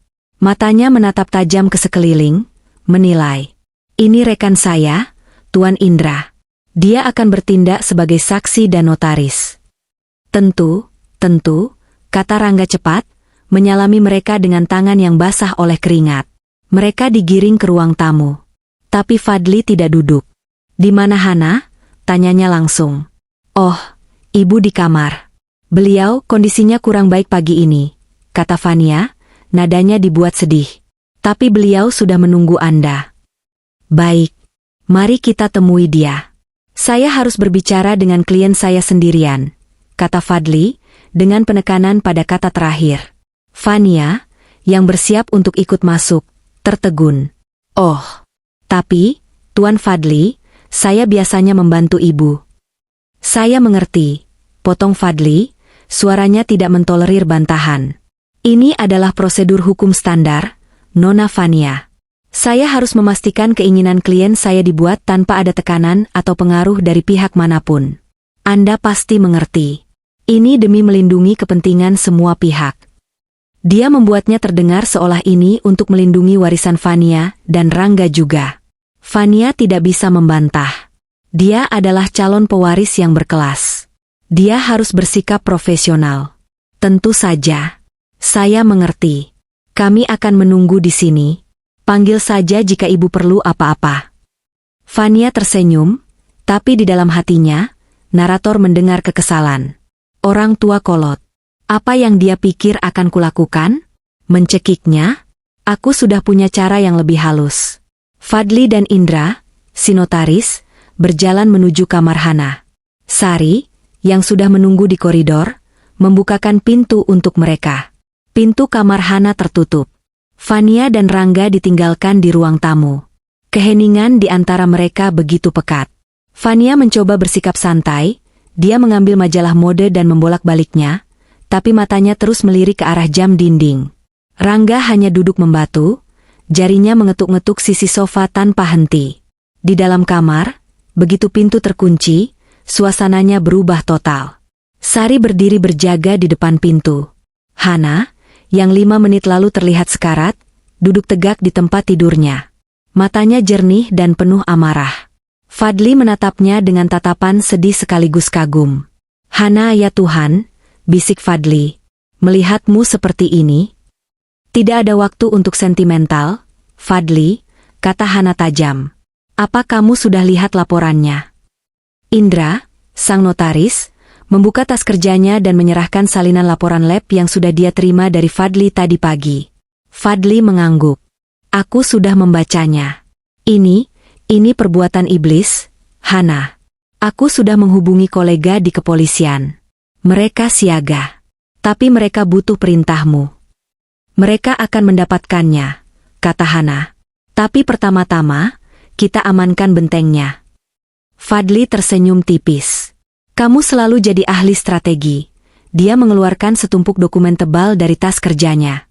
"Ini," kata Fadli, "adalah surat kuasa penuh yang tidak dapat dibatalkan. Ini akan memindahkan kendali seketika atas semua asetmu, rekening bank, saham perusahaan, properti, dana investasi, kepadaku, untuk bertindak sebagai wali amanatmu. Begitu kamu tanda tangani ini, Rangga tidak bisa lagi mengakses 1 rupiah pun uang perusahaan. Kartu kredit Fania akan ditolak sebelum mereka selesai makan siang." Mata Hana berkilat puas. "Sempurna." "Dan ini," lanjut Fadli, mengeluarkan dokumen kedua, adalah surat wasiatmu yang baru. Ini membatalkan semua surat wasiat sebelumnya. Di sini tertulis dengan jelas. Bacakan, perintah Hana. Bahwa putramu, Rangga, dicoret sepenuhnya dari warisan karena... Fadli terdiam. Karena pengkhianatan dan percobaan pembunuhan terhadap ibunya sendiri, Hana menyelesaikan kalimat itu dengan suara dingin. Tulis begitu. Fadli mengangguk pada Indra, yang segera membuat catatan. Semua asetmu, lanjut Fadli, akan dialihkan ke yayasan amal baru yang didirikan atas nama almarhum suamimu. Kecuali, Fadli tersenyum, 1 unit rumah tinggal dan dana pensiun seumur hidup yang sangat besar untuk Sari. Sari, yang berdiri di pintu, terkesiap. Air mata menggenang di matanya. Dia tidak pernah mengharapkan ini. Sari pantas mendapatkannya. Dia satu-satunya yang setia, kata Hana. Mana? Berikan pulpennya. Dengan tangan yang mantap, di atas meja lipat di tempat tidurnya, Hana menandatangani setiap lembar dokumen. Dia menandatangani pencabutan warisan putranya. Dia menandatangani penyerahan kekayaannya. Dia menandatangani surat perintah untuk masa depan. Indra sang notaris membubuhkan stempel dan tanda tangannya. Sari ikut menandatangani sebagai saksi. Dalam 15 menit, kerajaan bisnis Wijaya telah berpindah tangan. Selesai, kata Fadli, memasukkan kembali dokumen-dokumen itu ke dalam tasnya. Tas itu kini terasa seperti bom waktu. Sekarang apa? Tanya Hana. Sekarang, kita pancing mereka ke dalam jebakan, kata Fadli. Dia berjalan ke pintu dan membukanya. Fania dan Rangga, yang sedang berpura-pura mengobrol, langsung berdiri. Wajah mereka penuh harap. Fadli berjalan keluar, diikuti Indra. Wajah Fadli tampak serius dan lelah. Bagaimana, Tuan? Tanya Fania, suaranya bergetar karena gugup. Fadli menatap Fania, lalu Rangga. Dia menghela napas panjang, seolah membawa kabar duka. Ibu Hana telah membuat keputusannya. Ini adalah diskusi yang panjang dan emosional. Fania menahan napas. Katakan semuanya milikku. Beliau telah menandatangani semua dokumen yang diperlukan. Lanjut Fadli. Keinginannya sudah final. Dan apa keinginannya? Bisik Rangga. Fadli menatap mereka berdua. Ibu Hana, beliau sangat murah hati.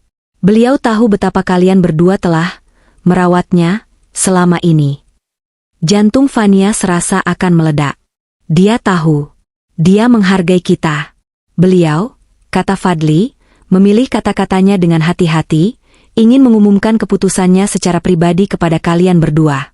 Sebagai keluarga. Sekarang, tanya Fania antusias. Tidak. Beliau sangat lelah setelah proses ini, kata Fadli. Beliau ingin istirahat. Beliau memintaku untuk kembali, dan beliau ingin kalian berdua ada di sini, saat makan malam nanti. Makan malam. Sebuah pengumuman resmi. Fania hampir tidak bisa menahan kegembiraannya. Ini lebih baik dari yang dia bayangkan. Sebuah serah terima yang formal. Tentu saja, kata Fania, senyumnya kini tak tertahankan. Kami akan ada di sini. Kami akan menyiapkan makan malam yang pantas untuk merayakan keputusan ibu. Ya, perayaan, kata Fadli datar. Kalau begitu, saya permisi dulu. Saya akan kembali nanti malam. Sekitar jam 7. Kami akan menunggu, Tuan Fadli. Terima kasih banyak, kata Fania, mengantar mereka ke pintu seolah mereka adalah pahlawan. Begitu Fadli dan Indra masuk ke mobil mereka, Fania menutup pintu. Dia berbalik menghadap Rangga. Dia tidak lagi tersenyum. Dia tertawa. Tawa yang keras, penuh kemenangan, dan sedikit gila. Kita berhasil, pekiknya, melompat ke pelukan Rangga. Kita berhasil, Mas. Akhirnya, wanita tua itu menyerah. Dia akan memberikan semuanya. Makan malam nanti. Ini akan jadi makan malam terbaik dalam hidup kita. Rangga hanya berdiri kaku. Dia tidak merasa menang. Dia merasa mual. Dia merasa seperti domba yang diantar ke pembantaian. Tapi dia tidak mengatakan apa-apa. Dia hanya membiarkan istrinya merayakan kemenangan mereka yang terlalu cepat. Di kamarnya, Hana mendengar tawa Fania yang menggema di koridor. Dia menatap Sari. "Persiapkan baju terbaikku untuk makan malam nanti, Sari," kata Hana. "Bukan baju tidur. Setelan celana panjangku yang berwarna hitam." Pesta yang terlalu cepat. Sore itu, rumah besar Wijaya berubah menjadi panggung opera. Fania, yang merasa kemenangannya sudah di depan mata, memutuskan bahwa makan malam pengumuman ini tidak cukup jika hanya dihadiri mereka bertiga dan si pengacara tua. Ini adalah momen penobatan. Dan penobatan membutuhkan penonton. "Sari," panggilnya dari ruang tengah. Suaranya nyaring dan penuh wewenang baru. "Telepon catering langgananku. Pesan menu terbaik mereka untuk 8 orang. Bilang antar jam 6. Dan siapkan sampahnya termahal yang kita punya. Dinginkan." Sari, yang tahu apa yang akan terjadi, hanya menunduk. "Baik, Nona. 8 orang?" "Ya," kata Fania sambil melihat daftar kontak di ponselnya. "Aku akan mengundang pasangan Darmawan dan pasangan Aditama. Aku ingin mereka melihat ini. Mereka sudah terlalu lama meremehkanku." Dia mengundang 2 pasangan sosialita yang merupakan rival terbesarnya. 2 pasangan yang selalu memamerkan kekayaan mereka di depannya. Malam ini, Fania akan menunjukkan siapa ratu yang sesungguhnya. Rangga, yang mendengar rencana ini, berusaha protes. Dia keluar dari ruang kerja, bau whisky menguar dari tubuhnya. "Fania, apa-apaan ini? Mengundang orang?" katanya dengan suara serak. Ini kan acara keluarga. Ini tentang ibu. Kesannya tidak pantas. Ibu masih sakit." Fania menatap suaminya dengan tatapan meremehkan. "Justru itu, sayang. Kita merayakan dedikasi, kita merawat ibu. Kita merayakan akhir dari penderitaan kita," katanya sinis. "Selain itu, ini pelimpahan wewenang. Ini bisnis. Biarkan mereka lihat siapa yang berkuasa sekarang. Sudah, jangan merusak suasana. Pergi mandi. Kamu bau." Rangga terdiam. Dia tidak punya kekuatan lagi untuk berdebat. Dia hanya menuruti, berjalan gontai ke kamarnya seperti mayat hidup. Dia merasa ada sesuatu yang sangat salah. Firasatnya berteriak ada bahaya, tapi dia terlalu pengecut untuk mendengarkannya. Sementara itu, di kamarnya, Hana sedang dipersiapkan oleh Sari. Sari telah membantunya mandi. Tidak ada lagi akting lemah. Hana duduk tegak di depan meja riasnya. "Sari, tolong rias ibu," kata Hana. "Sedikit saja. Ibu tidak mau terlihat seperti orang sakit. Ibu mau terlihat seperti diriku yang dulu." Sari dengan tangan gemetar mengaplikasikan sedikit bedak dan lipstik berwarna merah marun. Dia menyisir rambut Hana yang mulai memutih ke belakang dengan rapi. Lalu, dia membantu Hana mengenakan setelan celana panjang berwarna hitam pekat. Bahannya mahal dan potongannya tegas. Hana menatap pantulan dirinya di cermin. Wanita yang menatap balik bukanlah wanita tua yang rapuh di kursi roda. Dia adalah Hana Wijaya. Sang pemimpin. Sang pejuang. "Di mana kursi rodanya?" tanya Hana. "Di sudut, Bu," kata Sari. "Bawa keluar. Sembunyikan di kamarmu," perintah Hana. "Malam ini, aku tidak membutuhkannya lagi." Pukul 6:30, para tamu mulai berdatangan. Pasangan Darmawan dan pasangan Aditama. Mereka bingung. "Fania, sayang, ada acara apa ini mendadak sekali?" tanya Nona Darmawan, matanya yang penuh selidik memindai dekorasi.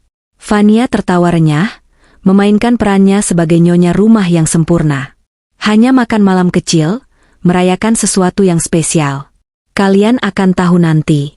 Ayo, silakan minum." Sampahnya dituangkan. Musik klasik pelan mengalun.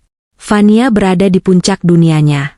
Dia bercerita tentang rencana liburannya ke Milan, tentang niatnya merombak total rumah itu. Dia adalah bintang malam itu. Rangga berdiri di sudut, memegang gelas sampahnya dengan tangan gemetar. Dia sudah terlalu banyak minum. Dia berkeringat deras di ruangan berpendingin itu. Setiap kali bel pintu berbunyi, dia terlonjak. Pukul 7 malam tepat, bel pintu berbunyi lagi. Jantung Fania berdebar. Ini dia. Fadl. Ah, Itu pasti tamu kehormatan kita, kata Fania kepada teman-temannya, suaranya penuh arti. Dia sangat gembira. Dia ingin membukakan pintu itu sendiri. Dia ingin menjadi orang pertama yang menyambut pembawa kabar baiknya. Biar aku saja, serunya riang. Dia berjalan melintasi lantai marmer, gaun malam sutranya berdesir. Rangga mematung di tempatnya. Para tamu terdiam, penasaran. Fania membuka pintu jati yang besar itu. Selamat malam, Fadli. Anda? Kata-katanya terhenti. Senyum di wajahnya membeku, lalu perlahan hancur berkeping-keping. Di depannya, bukan hanya Fadli yang berdiri. Fadli berdiri di tengah, tegap, memegang tas kerjanya. Di sebelah kirinya, berdiri dua pria tegap berseragam polisi. Dan di sebelah kanannya, berdiri Hana. Hana tidak di kursi roda. Dia berdiri tegak dengan kedua kakinya. Matanya sedingin es, menatap lurus ke arah Fania.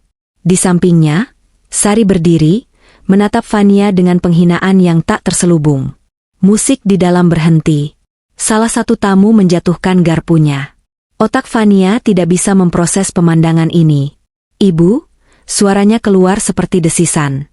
Ibu, kenapa? Kenapa ibu berdiri? Apa-apaan ini? Kenapa ada polisi? Di seberang ruangan, Rangga melihat ibunya. Melihatnya berdiri. Melihat polisi. Gelas sampahnya terlepas dari tangannya. Benda itu jatuh ke lantai marmer dan meledak. Suaranya seperti tembakan di ruangan yang sunyi senyap. Ibu. Rintih Rangga. Apa-apaan ini? Fania akhirnya berteriak. Suaranya melengking panik. Fadli. Apa maksudnya ini? Kamu bilang mau mengumumkan surat wasiat. Fadli melangkah masuk, diikuti yang lain. Para tamu mundur ketakutan. Oh, surat wasiatnya sudah diubah, kata Fadli dingin. Dan surat kuasa juga. Fania, Rangga, perkenalkan. Ini petugas kepolisian. Mereka di sini atas undangan saya. Fadli meletakkan tas kerjanya di meja makan yang telah ditata indah. Faktanya, mulai jam 11 pagi tadi, saya adalah pemegang kendali penuh atas semua aset Nyonya Hana Wijaya. Kartu kredit yang kamu pakai untuk memesan catering ini, dia melirik ke meja penuh makanan, sudah diblokir. Wajah Fania pucat pasi. Apa? Tidak. Kamu tidak bisa. Aku tidak percaya.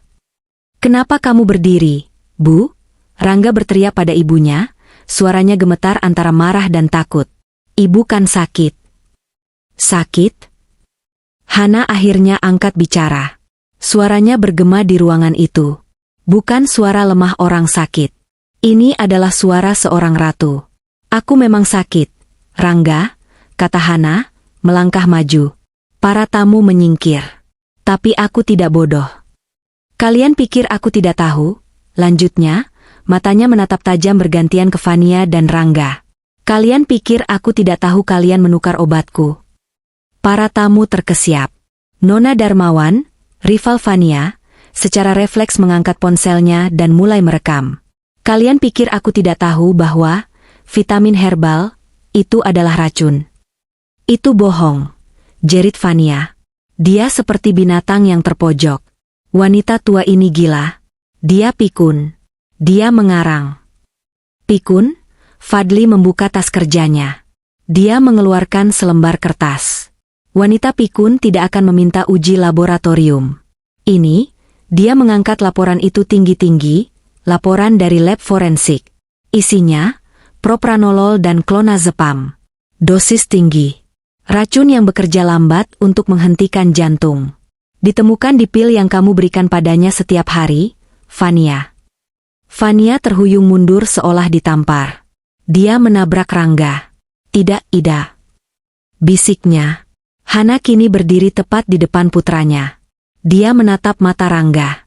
Mata yang dulu dia cintai. Dan kamu, kata Hana, suaranya bergetar karena amarah yang tertahan. Anakku. Darah dagingku. Kamu berdiri di sana. Kamu membiarkan dia meracuni ibumu. Kamu ikut serta. Detik itu, Rangga hancur. Dia tidak bisa menahannya lagi. Tidak. Dia berteriak, air matanya meledak. Dia mendorong Fania menjauh darinya. Itu dia. Itu semua idenya. Bukan aku, Bu. Sumpah. Dia yang paksa aku. Aku tidak mau. Aku tidak pernah mau. Pengecut. Fania menjerit histeris ke arah suaminya. Kamu ikut menikmatinya. Kamu yang paling tidak sabar menunggu dia mati. Kamu benci hidup di bawah bayang-bayangnya. Diam, Rangga balas berteriak. Cukup. Suara petugas polisi menghentikan mereka. Salah satu petugas melangkah maju, memegang borgol. Fania. Rangga. Anda berdua kami tahan atas dugaan kuat percobaan pembunuhan berencana terhadap Nyonya Hana Wijaya. Tidak. Lepaskan aku. Fania meronta-ronta saat petugas memegang lengannya. Aku tidak bersalah. Ini jebakan. Lepaskan tanganku dari bajuku. Ini sutra asli. Rangga tidak melawan. Dia hanya ambruk ke lantai, menangis terseduh-seduh seperti anak kecil. Ibu maafkan aku, Bu, ibu tolong maafkan aku. Para petugas memborgol Fania yang menjerit-jerit. Mereka mengangkat Rangga yang lemas. Mereka digiring keluar. Melewati teman-teman sosialita mereka yang merekam dengan ngeri. Melewati catering mewah yang tidak akan pernah terbayar. Melewati Sari, yang menatap mereka dengan tatapan muak. Dan terakhir, mereka melewati Hana. Fania, dalam kemarahannya, mencoba meludahi Hana. Kamu akan mati sendirian, wanita tua sialan. Hana tidak gentar. Dia hanya menatap dingin saat mereka diseret keluar dari rumahnya, keluar dari hidupnya. Pintu depan ditutup. Hening. Para tamu berdiri membeku. Hana berbalik menatap mereka. Saya rasa, katanya dengan suara tenang, makan malamnya selesai. Silakan pulang. Pengadilan yang menghancurkan. Ruang sidang pengadilan negeri itu penuh sesak. Kasus Racun Wijaya, begitu media menjulukinya, telah menjadi tontonan publik terpanas tahun itu. Skandal ini memiliki segalanya. Kekayaan tak terhingga, pengkhianatan keluarga, dan percobaan pembunuhan yang licik. Kursi pengunjung penuh. Di barisan depan, duduk Nona Darmawan dan Nona Aditama, dua sosialita yang hadir di pesta Fania. Mereka tidak datang untuk bersimpati. Mereka datang untuk menonton pertunjukan terakhir. Pintu di sisi ruangan terbuka.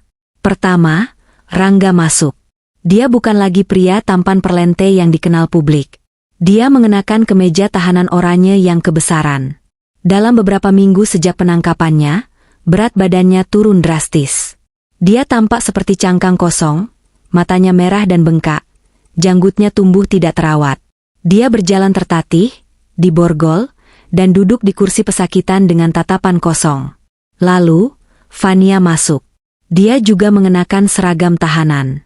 Tapi tidak seperti Rangga, dia berjalan dengan kepala tegak. Rambutnya yang dulu selalu tertata sempurna kini diikat ke belakang asal-asalan, memperlihatkan wajahnya yang pucat dan marah. Dia menatap tajam ke kerumunan, matanya menyapu penuh kebencian. Dia tidak hancur. Dia marah karena tertangkap. Sidang dimulai. Jaksa penuntut umum, seorang pria tegas yang bekerja sama erat dengan Fadli, memulai dakwaannya. Yang mulia, katanya dengan suara menggelegar. Kasus hari ini bukanlah kasus keserakahan biasa. Ini adalah kasus tentang kebiadaban yang terencana. Ini adalah cerita tentang seorang menantu dan seorang putra kandung, yang dengan darah dingin, hari demi hari, memberikan racun kepada ibu mereka sendiri. Bukan untuk mengakhiri penderitaan, tapi untuk mempercepat warisan. Pengacara Fania, seorang pria licin yang dibayar mahal oleh sisa-sia uang yang bisa Fania akses, segera menyela. Keberatan, Yang Mulia. Jaksa menggunakan bahasa yang menghasut. Keberatan ditolak, kata hakim. Lanjutkan, jaksa. Jaksa tersenyum tipis. Terima kasih. Kami akan membuktikannya. Satu persatu, saksi dipanggil.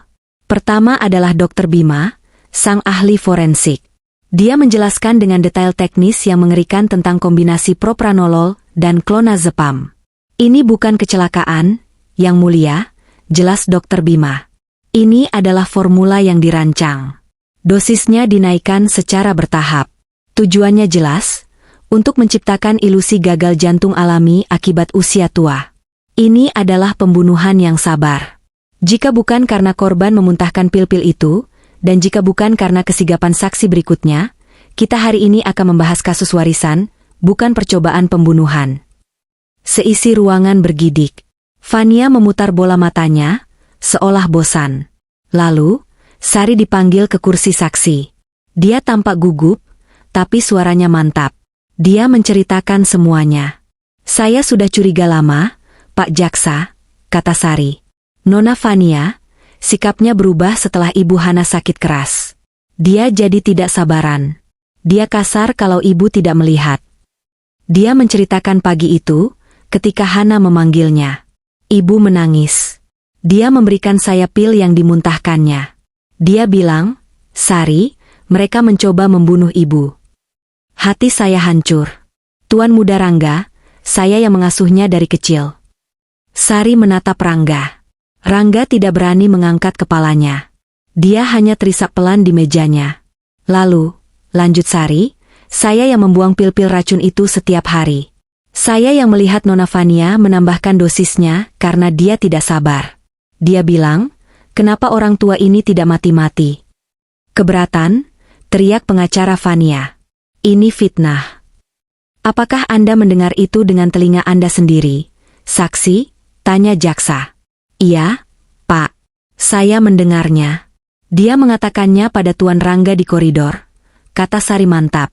Pengacara Fania mencoba menyerang Sari saat pemeriksaan silang. Anda dibayar, kan, oleh Nyonya Hana? Anda dijanjikan warisan besar, kan? Anda berbohong untuk mendapatkan uang. Fadli, yang duduk di belakang jaksa, memberikan sinyal. Jaksa tersenyum. Keberatan, Yang Mulia. Pengacara terdakwa berasumsi. Tapi jika dia ingin membuka topik itu, jaksa menunjukkan surat wasiat baru itu kepada hakim. Saksi Sari memang diberi warisan, Yang Mulia. Tapi surat wasiat ini ditandatangani setelah semua bukti, termasuk laporan lab, diserahkan.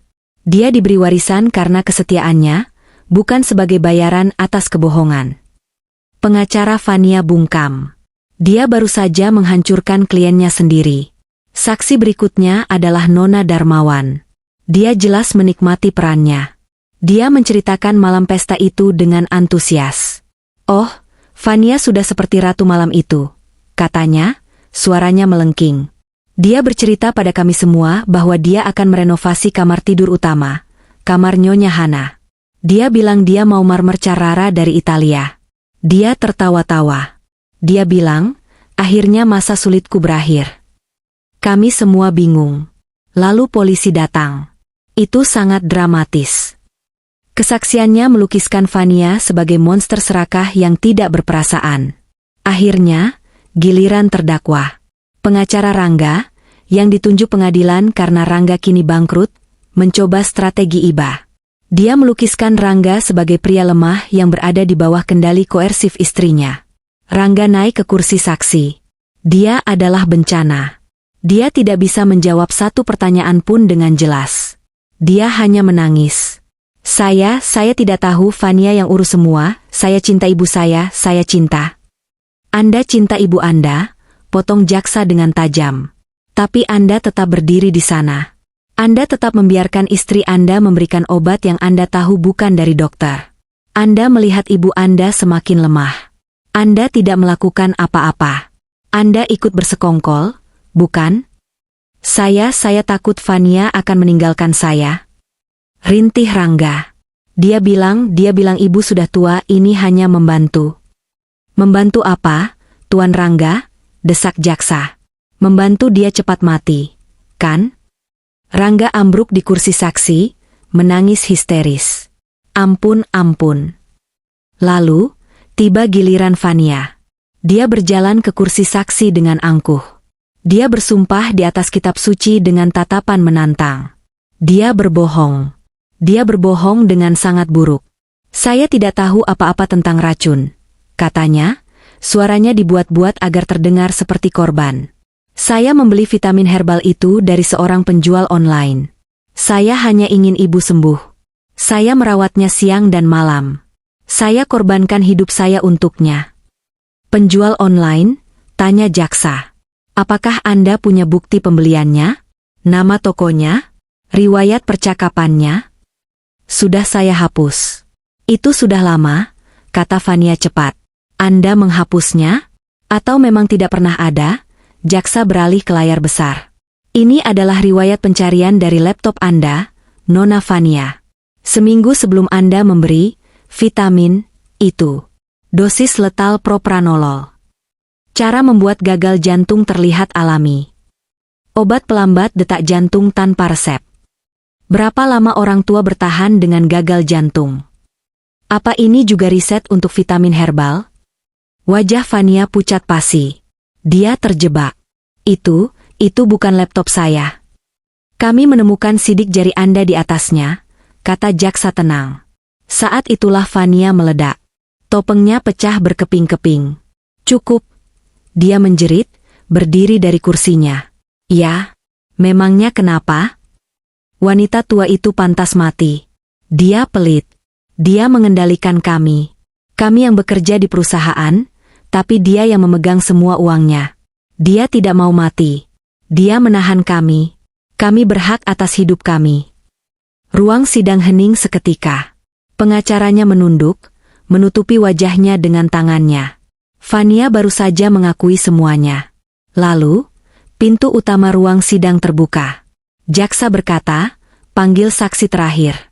Nyonya Hana Wijaya. Hana masuk. Dia tidak memakai baju hitam berkabung seperti di pesta. Dia memakai setelan putih gading yang elegan. Dia berjalan tegak. Tidak ada kursi roda. Tidak ada tongkat. Dia tampak sehat, kuat, dan penuh wibawa. Dia berjalan melewati barisan penonton, melewati Fania yang menatapnya dengan kebencian murni, dan melewati Rangga yang menatapnya seolah melihat hantu. Dia duduk di kursi saksi. Jaksa bertanya padanya. Nyonya Hana, bisa Anda ceritakan apa yang Anda rasakan? Hana menatap hakim. Lalu dia menatap juri. Lalu, dia menatap dua orang yang duduk di kursi pesakitan. Saya merasakan kabut, kata Hana, suaranya tenang namun memenuhi ruangan. Setiap malam setelah saya minum obat itu, kepala saya terasa berat. Saya tidak bisa berpikir. Tubuh saya terasa seperti timah. Saya merasa seperti tenggelam. Lalu, lanjutnya, saya mendengar mereka. Di luar pintu kamar saya mendengar menantu saya berkata, sebentar lagi, Mas, kita hanya perlu sabar. Dan saya mendengar putra saya tidak mengatakan apa-apa untuk menghentikannya. Air mata mengalir di pipi Rangga. Hal yang paling menyakitkan, kata Hana, bukan racunnya. Racun itu bisa saya muntahkan. Hal yang paling menyakitkan adalah sandiwaranya. Saya harus berpura-pura lebih lemah setiap hari. Saya harus membiarkan dia, Hana menunjuk Fania, menyentuh saya, memandikan saya dengan kasar, menyuapi saya, sambil tersenyum manis. Senyum seorang pembunuh. Dan saya harus melihat putra saya, kini dia menatap Rangga, membuang muka. Karena dia tidak tahan melihat apa yang dia lakukan pada ibunya sendiri. Hana menatap lurus ke arah Rangga. Aku melahirkanmu, Rangga. Aku membesarkanmu. Ayahmu bekerja sampai mati untuk memberimu perusahaan itu. Aku menyerahkannya padamu. Aku mempercayaimu. Dan kamu membayarku dengan ini. Ibu, raungan Rangga memecah keheningan. Ibu, ampuni aku. Ibu. Dia mencoba berdiri, mencoba berlari ke arah Hana, tapi petugas menahannya. Proses persidangan tidak berlangsung lama setelah itu. Bukti terlalu kuat. Pengakuan Fania sudah mengunci nasib mereka. Hakim membacakan putusannya. Terbukti secara sah dan meyakinkan. Fania bersalah atas percobaan pembunuhan berencana. Rangga bersalah atas konspirasi dan pembantuan dalam percobaan pembunuhan berencana. Sebelum hakim menjatuhkan hukuman, pengacara mereka diberi kesempatan untuk memohon keringanan. Pengacara Fania tidak bisa berkata banyak. Tapi Fania tiba-tiba menyadari hidupnya benar-benar berakhir, berubah drastis. Arogansinya lenyap. Dia jatuh dari kursinya, bersujud di lantai ruang sidang. Ampun, Yang mulia, ampun, dia menangis histeris. Jangan penjarakan saya. Saya hilaf. Saya dibutakan oleh uang. Saya mohon. Saya akan melakukan apa saja. Dan Rangga, dia sudah berada di lantai. Dia merangkak di lantai yang kotor, di antara kaki-kaki pengacaranya dan petugas, mencoba mendekati ibunya. Ibu, tolong aku, Bu, bilang pada hakim. Bilang mereka salah. Aku anakmu, Bu, jangan biarkan mereka bawa aku. Ibu, ampuni aku. Aku mohon, Ibu. Mereka berdua bersujud dan memohon. Pemandangan itu menyedihkan, menjijikkan, sekaligus memuaskan. Hakim mengetuk palu. Tenang. Lalu dia menoleh ke Hana. Nyonya Hana, sebelum saya menjatuhkan hukuman, apakah ada pernyataan dampak korban yang ingin Anda sampaikan? Hana berdiri. Dia berjalan beberapa langkah, menatap ke bawah. Ke arah Fania yang menangis terseduh-seduh dan Rangga yang menatapnya dengan putus asa. Dia terdiam lama. Kalian memohon ampun? Suara Hana dingin. Membelah keributan. Setelah kalian menghitung hari kematianku, tanyanya. Setelah kalian merencanakan renovasi kamarku sementara aku masih bernapas di dalamnya? Setelah kamu, Rangga, membiarkan wanita ini memberiku racun setiap malam? Dia menatap Fania. Kamu tidak menyesal. Kamu hanya menyesal kamu tertangkap. Dia menatap Rangga. Dan kamu bukan anakku lagi. Anakku tidak akan membunuh ibunya demi uang. Hana berbalik menghadap hakim. Pengampunan adalah urusan antara mereka dan Tuhan, Yang Mulia. Saya datang ke pengadilan ini untuk satu hal, keadilan. Mereka tidak hanya mencoba mengambil nyawa saya. Mereka mengambil kepercayaanku. Mereka mengambil martabatku. Untuk perbuatan itu, tidak ada ampunan di dunia ini. Hana kembali ke tempat duduknya. Hakim mengangkat palunya. Bab 10. Tawa sang pemenang. Hakim mengetukkan palunya. Suaranya bergema seperti lonceng kematian. Untuk kejahatannya yang terencana, kejam, dan tidak berperasaan terhadap anggota keluarganya sendiri, pengadilan menjatuhkan hukuman kepada terdakwa Fania 20 tahun penjara. Tidak, jeritan Fania melengking, seperti binatang yang disembelih. Dia meronta-ronta di lantai saat petugas berusaha mengangkatnya. Tidak, hidupku hancur. Kamu, ini semua salahmu, wanita tua sialan. Dia menunjuk ke arah Hana. Hakim melanjutkan, suaranya tak terpengaruh. Dan untuk terdakwa Rangga, atas perannya dalam konspirasi dan kegagalannya melindungi ibunya, serta partisipasinya dalam kejahatan, pengadilan menjatuhkan hukuman 15 tahun penjara. Rangga tidak berteriak. Dia hanya mengeluarkan suara tercekik, lalu matanya memutih dan dia ambruk ke lantai. Pingsan. Sidang ditutup. Fania diseret keluar sambil menjerit dan mengutuk. Rangga diangkat oleh petugas seperti karung beras. Para penonton, termasuk Nona Darmawan, merekam setiap detik yang memalukan itu dengan ponsel mereka. Hana duduk diam di kursinya. Fadli meletakkan tangan di bahunya. Sudah selesai, Hana. Sudah berakhir. Hana menghela napas panjang. Napas pertama yang terasa benar-benar lega setelah berbulan-bulan. Beberapa bulan berlalu. Rumah besar Wijaya terasa sunyi, tapi bukan lagi sunyi yang mencekam. Itu adalah sunyi yang damai. Fadli, atas nama Hana, telah membersihkan perusahaan. Dia menunjuk dewan direksi baru yang profesional. Semua aset yang pernah diatasnamakan Fania atau Rangga disita oleh negara sebagai bagian dari proses hukum. Sari kini bukan lagi pembantu. Hana menepati janjinya. Sari tinggal di paviliun tamu yang telah direnovasi indah, bertindak sebagai manajer rumah tangga, tapi lebih dari itu, dia adalah sahabat Hana. Mereka sering duduk di teras belakang, minum teh dan memandangi taman yang kini dirawat dengan baik. Semua barang-barang mereka sudah dikeluarkan. Bu, lapor Fadli suatu sore, sambil menyerahkan dokumen. Perusahaan stabil. Keuntungannya naik 30% sejak manajemen baru masuk. Sepertinya Rangga dan Fania benar-benar tidak kompeten, selain jahat. Hana tersenyum tipis. Itu tidak mengejutkan. Jadi, apa rencana ibu sekarang? Tanya Fadli. Rumah ini terlalu besar untuk ibu dan Sari. Hana menatap rumah itu. Rumah yang menyimpan kenangan indah bersama suaminya, tapi juga kenangan pahit akan pengkhianatan putranya. Kamu benar, Fadli. Aku akan menjualnya, kata Hana. Jual semuanya. Dan uangnya, masukkan semua ke yayasan amal atas nama almarhum suamiku. Kita akan bangun panti jompo. Panti jompo yang layak, di mana orang tua dirawat dengan hormat, bukan diracuni. Waktu berlalu. 5 tahun. Hana tidak tinggal di Jakarta lagi. Dia pindah ke sebuah villa yang indah di Bali, menghadap ke laut. Usianya kini 70 tahun, tapi dia tampak lebih muda dan lebih sehat daripada 5 tahun lalu. Tanpa racun di tubuhnya dan tanpa stres dari Fania, artritisnya membaik. Dia berenang setiap pagi. Dia aktif mengelola yayasannya dari jauh. Sore itu, dia sedang duduk di terasnya, membaca berita di tabletnya. Angin laut yang hangat meniup rambutnya yang memutih. Sari, yang kini juga tampak lebih segar dan bahagia, membawakannya segelas jus mangga.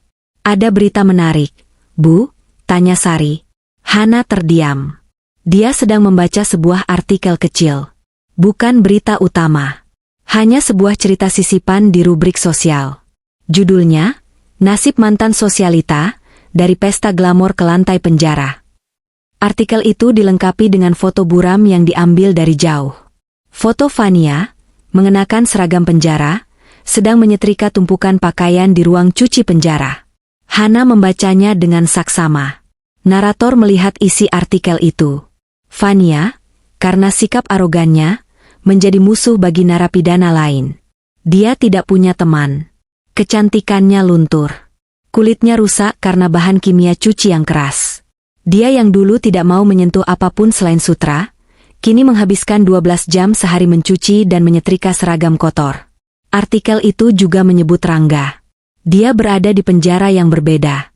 Dia menderita depresi kronis. Dia menolak berbicara pada siapapun dan menghabiskan hari-harinya sebagai petugas kebersihan blok sel. Dia tidak pernah dijenguk siapapun. Dia telah dilupakan oleh dunia. Hana selesai membaca. Dia meletakkan tabletnya. Dia menatap ke laut lepas. Matahari mulai terbenam, melukis langit dengan warna oranye dan ungu. Pemandangan yang sama seperti yang pernah dia lihat dari kamar penjaranya dulu. Tapi kali ini, rasanya berbeda. Dia terdiam begitu lama hingga Sari khawatir. Ibu tidak apa-apa. Hana menoleh ke Sari. Lalu, sebuah senyum tipis tersungging di bibirnya. Senyum itu perlahan melebar. Lalu, tawa kecil keluar dari tenggorokannya. Tawa itu tumbuh. Bukan tawa histeris. Bukan tawa jahat. Itu adalah tawa yang dalam, yang keluar dari perutnya. Tawa yang penuh kelegaan. Tawa yang membersihkan sisa-sisa rasa sakit terakhir. Tawa yang murni, penuh kepuasan. Sari menatapnya bingung. Ibu, apa yang lucu? Hana mengambil napas, mengusap air mata tawa dari sudut matanya. Dia menunjukkan tablet itu pada Sari. Mereka bekerja keras. Sari, kata Hana, tawanya masih tersisa. Fania jadi tukang cuci. Dan Rangga, dia jadi tukang pelsel. Akhirnya mereka menemukan pekerjaan yang benar-benar cocok untuk mereka. Dia kembali menatap matahari terbenam. Karma, katanya pelan. Karma memang disajikan paling nikmat saat kita sudah tidak mengharapkannya lagi. Hana bersandar di kursinya, menyeruput jus mangganya, dan dia tertawa lagi. Tawa sang pemenang, yang telah melalui neraka dan keluar lebih kuat dari sebelumnya. Tawa seorang ibu yang telah kehilangan seorang putra, tapi menemukan kembali hidupnya.